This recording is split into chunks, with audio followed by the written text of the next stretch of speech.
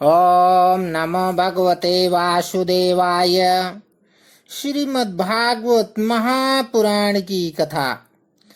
कृष्णं नारायणं वन्दे, कृष्णं वन्दे व्रजप्रियं, कृष्णं द्वैपायनं वन्दे, कृष्णं वन्दे पृथासुतम्। अथ चतुर्थस्कन्ध अथाष्टादशोऽध्यायः। पृथ्वी दोहन।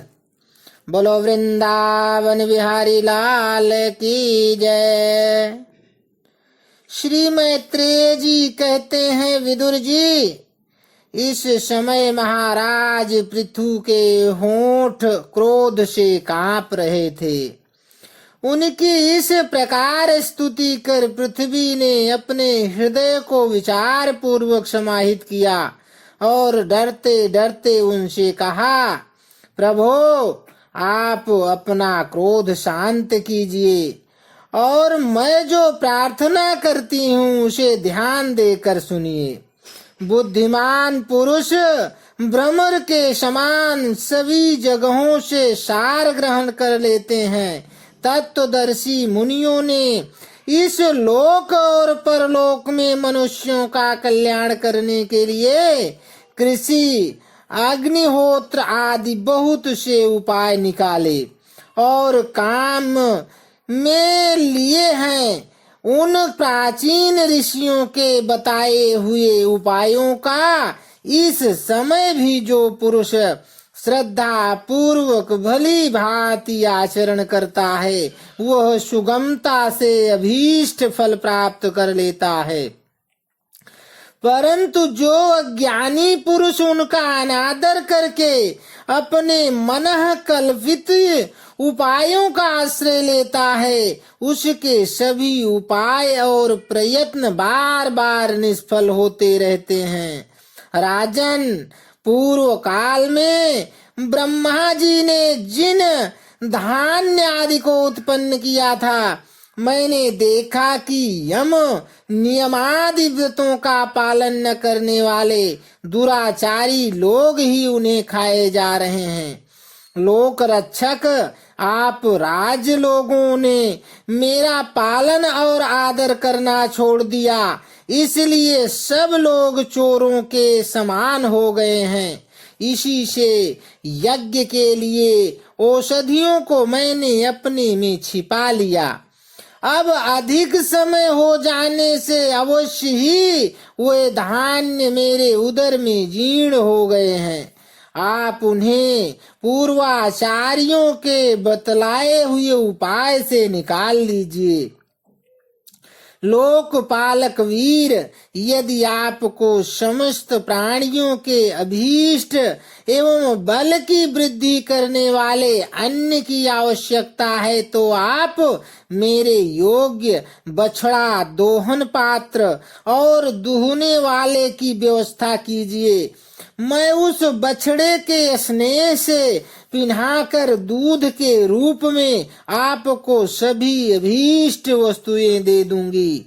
राजन, एक बात और है, आपको मुझे समतल करना होगा, जिससे कि वर्षा ऋतु बीत जाने पर भी मेरे ऊपर इंद्र का बरसाया हुआ जल सर्वत्र बना रहे, मेरे भीतर की आर्द्रता सूखने न पावे।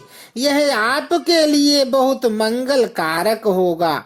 पृथ्वी के कहे हुए यह प्रिय और हितकारी वचन स्वीकार कर महाराज पृथु ने स्वयंभू मनु को बछड़ा बना अपने हाथ में ही समस्त धान्यों को दूह लिया।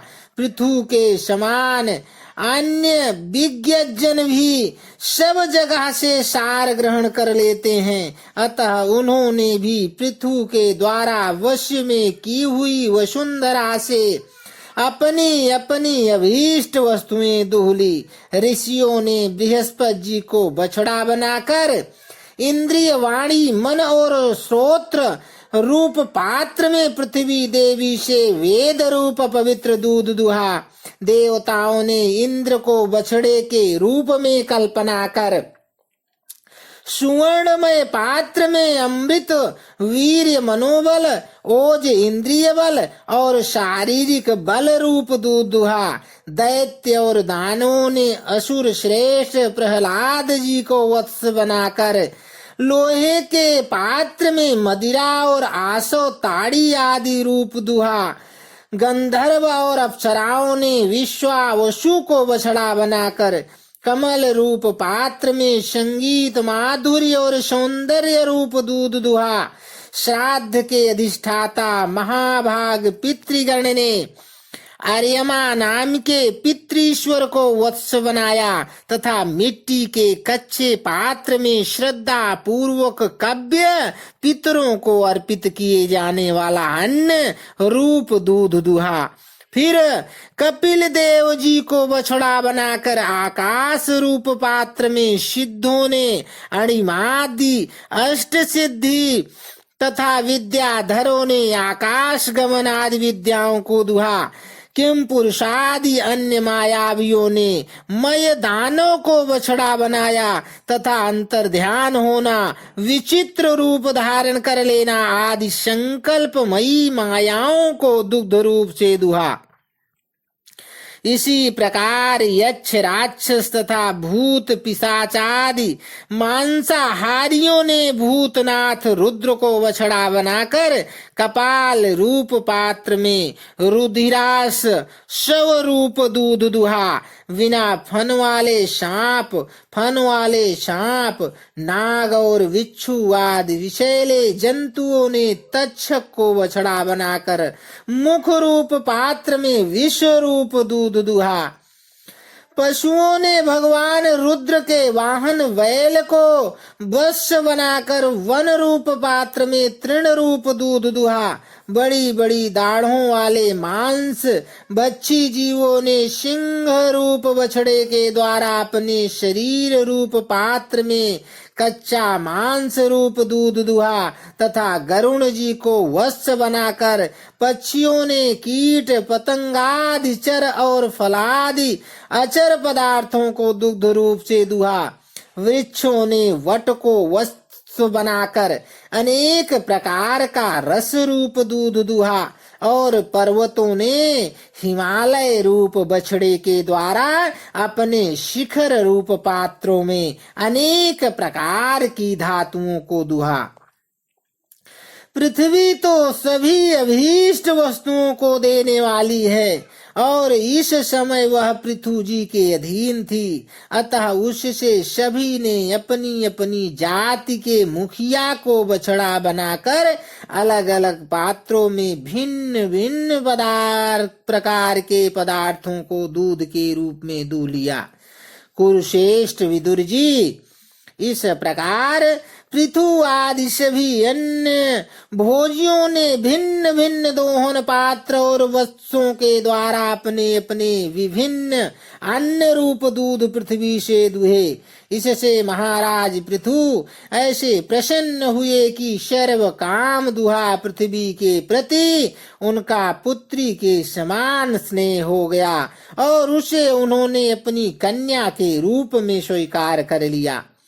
फिर राजाधिराज पृथु ने अपने धनुष की नोक से पर्वतों को फोड़कर इस सारे भूमंडल को प्रायः समतल कर दिया। वे पिता के समान अपनी प्रजा के पालन पोषण की व्यवस्था में लगे हुए थे। उन्होंने इस समतल भूमि में प्रजा वर्ग के लिए जहाँ तहाँ यथा योग्य निवास स्थानों का विभाग किया। अनेक गांव, कस्बे, नगर, दुर्ग, अहीरों की बस्ती, पशुओं के रहने के स्थान, छावनियां, खाने, किसानों के गांव और पहाड़ों की तलहटी के गांव बसाए। महाराज पृथु से पहले इस पृथ्वी तल पर पूर्व ग्राम आदि का विभाग नहीं था। सब लोग अपने अपने सुविधे के अनुसार बेखटके जहाँ तहाँ बस जाते थे। इति श्रीमद्भागवते महापुराणे पारमहंस्यां संहितायां चतुर्थस्कन्धे पृथुविजयोऽष्टादशोऽध्यायः सम्पूर्णः। बोलो वृंदावन बिहारी लाल की जय।